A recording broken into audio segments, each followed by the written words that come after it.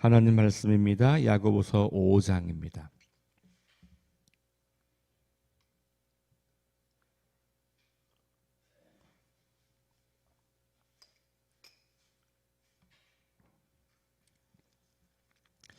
야고보서 5장 1절부터 6절 말씀까지 우리 함께 말씀을 읽겠습니다. 들으라 부한 자들아, 너희에게 임할 고생으로 말미암아 울고 통곡하라.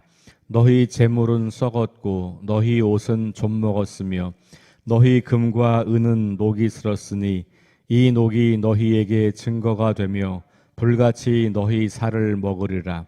너희가 말세에 재물을 쌓았도다. 보라, 너희 밭에서 추수한 품꾼에게 주지 아니한 삭시 소리 지르며 그 추수한 자의 우는 소리가 만군의 주의 귀에 들렸느니라. 너희가 땅에서 사치하고 방종하여 살육의 날에 너희 마음을 살찌게 하였도다. 너희는 의인을 정죄하고 죽였으나 그는 너희에게 대항하지 아니하였느니라. 아멘. 4장 11절부터 오늘 말씀 5장 6절까지 말씀은 인간의 교만이 가지고 온, 다시 말하면 하나님을 주인으로 삼지 않고 내가 주인 되어 인생을 살려고 할 때 찾아오는 세 가지 결과, 그리고 그에 대한 경고를 하고 있는 것으로 볼 수 있습니다. 4장 11절부터 12절까지 말씀에서는 형제를 비방하거나 판단하지 말아라, 이렇게 이야기하는 거죠. 결국 뭐냐면 내가 인생의 주인이 되고 하나님의 주권을 무시하고 내가 인생의 주인이 될 때 우리는 판단하고 비평하고 뭐 이런다는 거죠. 요거는 다르게 말하면 다른 사람을 내가 지배하려고 하는 태도와도 관련이 되어 있어요. 하나님께서 온 세상을 다스리시고 통치하시고 모든 사람을 주관하신다고 하는 것에 믿음을 근거로 사는 게 아니고 내가 모든 것을 통제하고 싶은 욕망과 관련이 있는 거죠.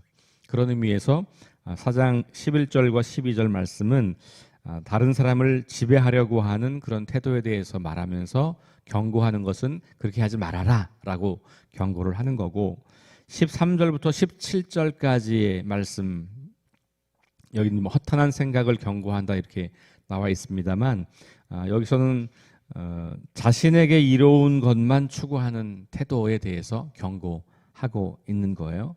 그러면서 주님의 뜻을 행하지 않으면서 미래의 일을 장담하는 거, 이것도 마찬가지로 하나님이 내 삶의 주인이신 것을 잘 인정하지 않으려고 하는 태도와 관련이 있는 거고, 그렇게 하지 말아라. 그렇게 허탄한 생각, 다시 말하면 하나님 없이도 내가 인생의 계획을 세우고 내 마음대로 하다 보면 잘 될 거다라고 하는 그런 허탄한 생각, 장래의 일을 확신하는 생각, 이런 것들 하지 말라는 것이죠.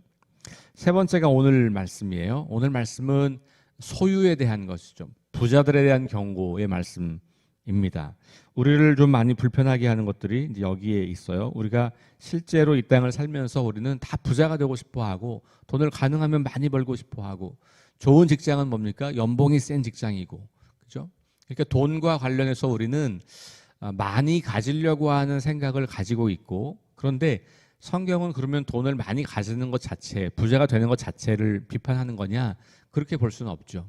오늘 말씀도 첫 시작은 들으라 부한 자들아 이렇게 말하지만 그 당시 야고보 공동체 안에 있는 부자들 가운데서는 그 부를 축적하는 과정이나 혹은 그 축적된 부를 사용하는 과정이 하나님의 뜻과는 관계없이, 다시 말하면 하나님의 통치권과 하나님의 주권을 인정하지 않고 내가 주인으로서 살아가면서 돈을 모으고 그 모은 돈을 사용하는 사람들, 그런 사람들을 향해서 말하고 있는 것이죠.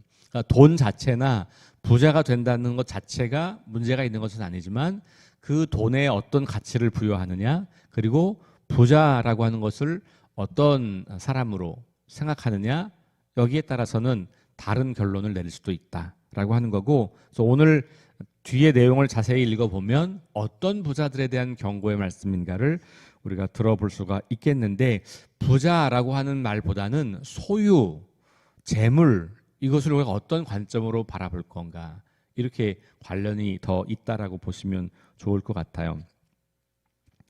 어쨌든 그런 사람들에게 경고의 말씀은 울며 통곡하라. 결국은 마지막 때가 되었을 때 너희가 그 모든 것들을 누릴 수 없는 상태가 되는 거다라고 하는 것을 이야기해 주는 거죠. 요 세 가지 이야기에, 그러니까 4장 11절부터 5장 6절까지 단락에서의 핵심은 제가 몇 번 반복했습니다만, 하나님이 인생의 주인이냐 아니면 내가 인생의 주인이냐, 여기에 따라서 삶의 방식이 다른 거거든요. 그러니까 이 세 가지 경고의 말씀은 결국은 하나님을 주인으로 인정하지 않고 내가 주인으로 살려고 할 때 우리에게 다가오는 유혹과 그것에 넘어지게 될 때 나타나는 결과들이라고 할 수 있는 거죠. 그걸 그냥 한 단어로 말하면 교만한 것, 이렇게 볼 수 있는 거고, 그것의 구체적인 내용들이 다른 사람을 비난하거나 아니면 하나님의 뜻을 행하지 않으면서도 내 미래를 장담하거나 아니면 내가 갖고 있는 돈으로 사람들을 돕지 않고 내 마음대로 나를 위해서만 쓰거나, 그리고 돈을 모으는 과정에서 다른 사람들을 착취하거나 뭐 이런 이야기들로 나타나게 되는 거다라는 이야기를 하고 있어요. 자, 오늘 말씀 돌아가면 1절은 이렇게 시작합니다. 들으라. 성경에서 들으라 혹은 보라 이렇게 시작할 때가 있어요. 그거는 주의를 집중시키려고 하는 거예요. 그러니까 지금부터 중요한 얘기를 할 텐데 잘 들어야 된다. 뭐 이렇게 이제 이야기를 하고 싶을 때, 아주 중요한 이야기를 하려고 할 때 보통 이런 표현을 쓰게 되죠. 부한 자들아, 그러면서 대상을 정하고 이렇게 경고의 말씀을 먼저 하는 거예요. 너희에게 임할 고생으로 말미암아 울고 통곡하라. 이거 세상 사람들이 전혀 상상할 수 없는 그 반대의 이야기잖아요. 부자들은 울고 통곡할 일이 별로 없는 사람들이라고 우리는 생각하는 거죠. 돈을 많이 모아두는 이유도 거기에서 내 삶의 안정을 찾기 때문에 그런 거죠. 울어야 할 일, 통곡해야 할 일이 생길 때 돈으로 해결하면 되니까 우리는 그렇게 생각을 하는 거죠. 그게 세상의 가치잖아요. 그러니까 세상은 어떻게든지 더 많이 모으고 수단과 방법을 가리지 않고 많이 모아서 내 삶을 안정되게 하면 그게 행복이다라고 믿고 사는 거란 말이죠. 그 말이 다 틀린 말은 아니지만, 그러면 그것을 어떻게 추구하느냐 라고 하는 거죠. 그리고 사실은 부자의 기준이 없어요. 얼마가 있어야 부자, 이런 게 기준이 없잖아요. 그렇죠? 여러분들도 얼마가 있으면 부자라고 생각하실 것 같으세요? 사람마다 다 다른 거예요. 기준이 다르다고요. 그건 뭐냐면 내가 부를 어떻게 정의하느냐, 내가 재산을 어떻게 정의하느냐, 내가 돈을 어떤 가치로 생각하느냐에 따라서 기준이 다 다른 거예요. 그런데 여기서 말하는 부는 계속해서 부자가 되려고 하는 욕망을 가진 사람을 말하는 거예요. 계속해서 돈을 추구하는 욕망. 근데 사실은 부자에 대한 기준이 없으면 우리는 누구나 그렇게 유혹에 빠지게 되죠. 많은 것을 가지고 있다고 해도 더 많은 걸 갖고 싶어 하는 게 우리의 탐욕이잖아요. 그러니까 부자라는 말은 단순히 돈을 많이 가지고 있다는 말보다는 끝없이 돈을 추구하는 사람, 그리고 더 나아가서 끝없이 그 돈을 모으는 것을 통해서 자기 삶의 안정을 추구하는 사람, 내 삶의 어떤 성공과 내 삶의 행복을 거기에 두는 사람이라고 말할 수 있는 거겠죠. 여러분들의 재산이 얼마나 많이 있는지 모르겠습니다만 여러분 스스로가 지금 충분히 부자라고 생각할 수도 있고 아니라고 생각할 수도 있는 거예요. 그건 객관적 기준이 없기 때문에 누구를 부자라고 말할 수 있냐, 소유의 어떤 그 양을 가지고 그걸 설명할 수는 없다. 그럼 어디가 기준이 되냐? 내가 계속 그것을 욕망하고 추구하고 그것이 더 있어야 내 삶은 더 행복하고 그것이 더 있어야 내 삶은 안정적이다고 믿으면 그런 사람이 부자라고 되려는 사람이잖아요. 그런 걸 이제 말하는 거예요. 그러니까 그런 사람들은 수단과 방법을 가리지 않고 돈을 추구할 가능성이 높습니다. 다 그런 건 아니겠지만. 왜냐하면 거기에 내 인생 행복과 안정을 두기 때문에 그런 거잖아요. 그런데 하나님에게 우리의 인생의 행복과 안정과 만족을 둔다면 우리가 관심하는 것은 더 많이 가지는 것이 아니라 지금 내가 가지고 있는 것으로 어떻게 하나님을 기쁘게 할까? 지금 내가 가지고 있는 것을 가지고 어떻게 하나님이 원하시는 인생을 살아갈까? 여기에 우리의 질문이 있게 되죠. 그러니까 그런 질문을 갖고 있는 사람은 수천억을 가지고 있어도 욕먹는 부자가 아닌 거고, 그런 생각을 가지고 있으면 뭐 수천만 원을 갖고 있어도 그것으로 의미 있는 인생을 사는 거고 진짜 부자처럼 사는 거죠. 그런데 그렇지 않고 끊임없이 더 많은 것을 추구하는 사람은 수천억을 가지고 있어도 여전히 가난한 사람인 거고, 그렇죠? 그러니까 기준이 어디 있냐라는 거예요. 우리 인생의 행복과 우리 인생의 안정감을 주는 기준은 돈이냐 하나님이냐. 그러니까 결국은 인생의 주인이 누구냐의 문제인 거고, 돈을 추구하는 사람들은 결국은 돈이 내 인생의 주인이 되어버리는 그런 결과를 갖게 되는 거죠. 그런 사람들을 향하여서 고생이 올 거다, 울고 통곡하라. 이거는 종말론적인 이야기죠. 하나님 앞에서 그 재산과 소유가 너를 안정적으로 지켜줄 수 있는 게 아니다 라고 하는 거죠.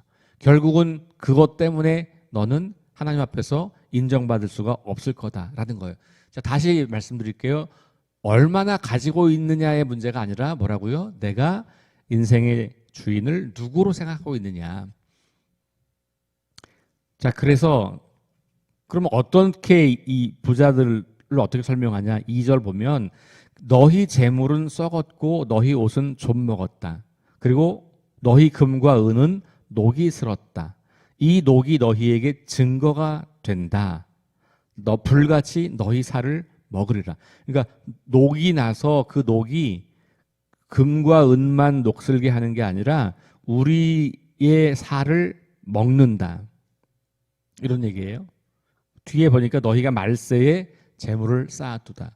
그러니까 결국은 그 재물이 우리를 망가지게 하는 거고 우리를 심판하는 통로가 될 수 있다라고 경고를 하는 거잖아요.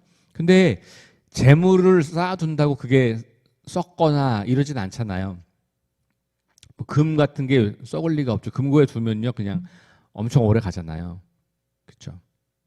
재물, 옷은 뭐 좀이 먹을 수 있겠지만 뭐 상징적인 것이죠. 사치스러운 옷, 뭐 이런 것들, 비싼 옷, 우리 지금으로 말하면 명품, 뭐 이런 것들, 이런 건 뭐 좀 썩을 수 있어요. 근데 뭐 예를 들면 현금이라든지 뭐 이런 은행에 넣어놓으면 썩지 않죠. 근데 그럼 이게 무슨 말인가? 잘 사용하지 않고 그냥 묵혀둔다는 말이에요. 그러니까 재물은 어떻게 쓰느냐가 중요하다는 것이죠. 축적하기만 하고 모아두기만 하고 이것을 가지고 선한 일을 행하지 않을 때 그것이 썩을 재물이 된다라고 하는 거예요. 예수님께서 이렇게 가르치셨잖아요. 너희 재물을 보물을 땅에 쌓아두지 말아라. 거기는 좀과 동록이 행하며 도둑이 구멍을 뚫고 훔쳐가느니라. 도둑질하느니라. 오직 너희를 위하여 보물을 하늘에 쌓아두라. 이렇게 말씀하고 있어요. 그럼 하늘에 쌓아둔다는 건 뭘까? 존 웨슬리 목사님은 이 본문을 설교하면서 이웃에게 나눠주라. 이렇게 말하고 있어요. 이웃에게 나눠주라. 선한 일을 행하는 것. 하나님이 관심하는 사람들, 하나님이 관심하는 곳에 그 물질을 사용할 때 그것이 바로 하늘의 보물을 쌓아두는 것이 된다. 그러면 절대로 그것은 썩지 않는다는 것이죠. 왜냐하면 그 재물이 필요한 사람들에게 공급되고 그 필요한 사람들의 삶을 채워주고 그들을 세워주기 때문에 그런 거죠. 그러나 내 금고 속에만 가두어두고 있거나 내가 원하는 것을 추구하기만 하거나 이렇게 하면 그것은 썩어질 것에 불과하다. 예수님도 그런 말씀을 하신 거고, 야고보는 예수님의 동생이었잖아요. 물론 예수님이 살아계시는 동안 예수님을 따라다니진 않았어요. 제자가 아니었죠. 예수님 부활 이후에 이스라엘 예루살렘 교회의 지도자로 그 부상을 한 사람이었어요.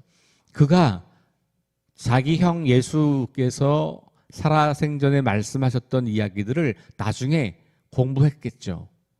교회 지도자가 되고 자기 형 예수님의 그 부활을 목격하고, 이게 그냥 단순히 내 혈연 관계만이 아니라 저분이 하나님의 아들이셨다라고 하는 것을 고백하고 믿음으로 나아갈 때 예수님 말씀을 이제 제자들을 통해서 뭐 이런저런 방법으로 들었겠죠. 그리고 그는 많은 예수님 말씀을 기억하고 있는 거예요. 이 야고보서를 쓸 때 그대로 인용하지 않더라도 예수님께서 말씀하신 것들을 계속 떠올리게 하는 표현들을 많이 사용하고 있어요. 오늘 표현이 바로 방금 제가 인용해드린 마태복음 6장에 나오는 산상설교 중에 나오는 그 말씀을 기억하고 이렇게 표현을 했다라고 볼 수가 있을 것 같아요. 예수님의 가르침이나 야고보의 가르침이 동일한 거죠. 이 재물에 대해서 우리가 경고의 말씀을 잘 들어야 돼요. 그러니까 만약 내가 재물이 많다, 풍족하다 이런 사람은 하나님이 우리에게 많은 책임을 맡기셨다라고 생각하시면 돼요. 그 재물로 어떻게 하나님이 기뻐하시고 하나님이 하시려고 하는 온 세상을 치유하고 회복하는 일에 내가 이 재물을 사용할 거냐, 여기에 우리의 중요한 관심이 있어야 된다는 겁니다. 자, 또 이야기하는 것이 뭐냐 하면 4절에 가면 보라, 너희 밭에서 추수한 품꾼에게 주지 아니한 삭시 소리 지르며 그 추수한 자의 우는 소리가 만군의 주의 귀에 들렸다 그랬어요. 이건 뭐냐 하면 재물을 축적하는 과정에서 부당하고 불의한 방법을 사용한 거예요. 일꾼들에게 주어야 할 품삯을 정직하게 주지 않은 겁니다. 그리고 조금 주고 내가 많은 것을 가진 거예요. 오늘날로 말하면 우리 직원들에게 월급을 제때 주지 않거나 제대로 일한 대가만큼 주지 않거나 가능하면 조금 주려고 하거나 뭐 그런 거예요. 현재 국가에서는 지금은 법으로 최저 생계비라고 하는 걸, 최저임금이라고 하는 것을 정해서 그렇게 하지 못하도록 하잖아요. 근데 사실 최저임금이라고 하는 것은 뭐 여러 가지 해석을 할 수 있겠습니다만 그만큼을 주라는 얘기가 아니고 그만큼 이상을 주라는 이야기예요. 저는 우리 그리스도인들은 최저임금에 맞추어서 직원들의 임금을 주는 게 아니고 그보다 더 풍족하게 주시는 게 훨씬 더 좋겠다는 생각을 해봐요. 제가 경영자가 아니기 때문에 제가 뭘 경영하면 어떨지 잘 모르겠습니다만 그게 그리스도인의 삶의 방식이라고 하는 거죠. 그리스도인이 기업을 경영하기 때문에 그 회사에 가면 더 복지가 좋은 거예요. 그리고 더 내가 일한 것에 대한 보상이 정직하게 혹은 더 잘 오는 거예요.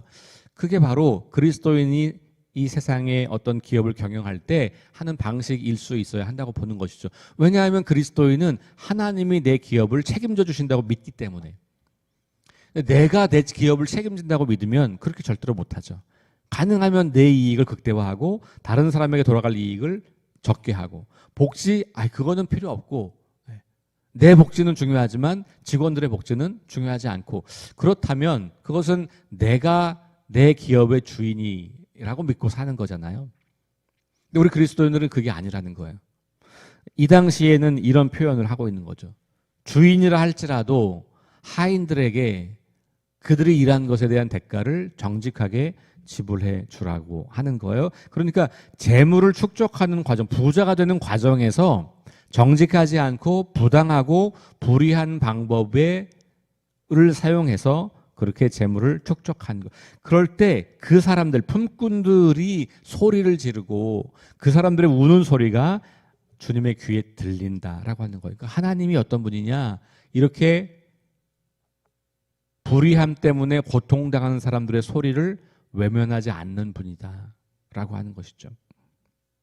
그래서 그들의 그 연약 아픔과 고통을 신원하시는 분, 그렇게 우리는 볼 수가 있는 거예요. 신명기 24장에 보면 이런 말씀이 있습니다.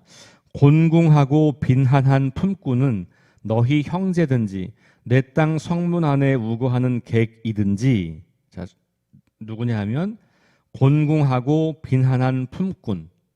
근데 그 사람들이 너희 형제들, 이 말은 유대인이든지 아니면 내 성문 안에 거주하는 객이든지, 다시 말하면 이 유대인이 아니고 다른 데서 온 사람들이든지 누구든지 간에 너네 종이 그렇게 곤궁하고 빈한하다면, 가난하다면 그를 학대하지 말라. 그 품삯을 당일에 주고 해진 후까지 미루지 말라. 이는 그가 가난함으로 그 품삯을 간절히 바람이라. 이렇게 말하면서 그가 너를 여호와께 호소하지 않게 하라. 그러니까 우리가 누군가의 어떤 이 정당한 권리를 짓밟으면 그게 그가 받아야 될 품삯이든지 돈이든지 아니면 그가 마땅히 누려야 할 그 무엇이든지 간에 정당한 것을 우리가 억누르게 될 때 그것이 하나님께 들린다는 거예요. 그러니까 하나님이 공의로운 분이라고 하는 말은 바로 그런 말이에요. 억울하게 고통당하는 사람들의 목소리에 귀를 기울이시는 분. 그렇지 않으면 그것이 내게 죄가 될 것이라. 신명기는 그렇게 하는 걸 죄라고 명시하고 있는 거거든요. 이 말씀도 오늘 이 야고보를 통해서 우리는 보게 돼요. 5절에 가면 어떤 모습이 또 있냐면 너희가 땅에서 사치하고 방종하여라는 표현이 있어요. 사치와 방종은 뭡니까? 나만을 위해서 재물을 쓰는 거예요. 그렇죠? 그러니까 꼭 필요하지 않은 것인데 계속해서 나를 즐겁게 하기 위해서 뭘 하는 것들을 사치라고 볼 수 있겠죠. 풍족하게 살면 살수록 우리는 사치하고 방종할 가능성이 높아질 수밖에 없죠. 왜냐하면 뭐 필요한 건 다 있는데 돈은 또 많으니까 그걸 가지고 내 더 즐겁게 인생을 살려고 하는 욕망이 당연히 있겠죠. 그러니까 이런 생활 방식을 다 부자라고 오늘 여기서 말하고 있는 거고요. 더 나가면 6절에 의인을 정죄하고 죽였다 이렇게 이야기해요. 여기 의인이라고 하는 말은 사실은 아까 나왔던 가난한 품꾼들 같은 사람들이에요. 상대적으로 나보다 더 어려운 사람들 혹은 내 어떤 나를 도와서 일하고 있는 사람들. 그런데 그런 사람들에게 제대로 대우하지 않고 그들을 정죄하고 죽였다라고 하는 거예요. 그런데 그들은 너에게 대항하지 않는다. 대항할 수 없는 약자들이거든요.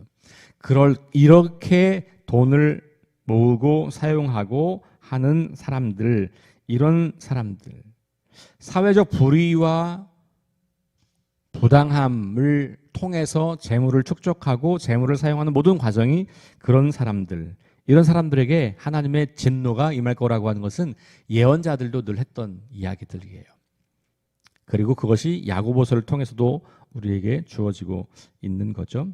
4장 17절 말씀으로 올라가 보면 오늘 본문의 바로 그 위에 사람이 선을 행할 줄 알고도 행하지 아니하면 죄다 이렇게 말씀하고 있거든요. 그러니까 내가 재산을 많이 가지고 있어서 이 재산으로 얼마든지 나만을 위해 사는 게 아니라 이웃과 세상을 위해 사용할 수 있는데 사용하지 않으면 죄다 이렇게 연결되는 거예요. 그래서 그 부자들에 대해서 경고하고 있는 것이죠. 당연히 그 죄의 대가는 하나님의 심판일 수밖에 없다라는 이야기를 오늘 5장에서 하고 있는 겁니다. 자, 이것이 다시 처음으로 올라가면 야고보서는 시험과 관련된 이야기다. 그 시험의 내용이 우리의 삶을 시험하는 가장 큰 게 뭐냐? 우리의 말 그리고 우리의 재산.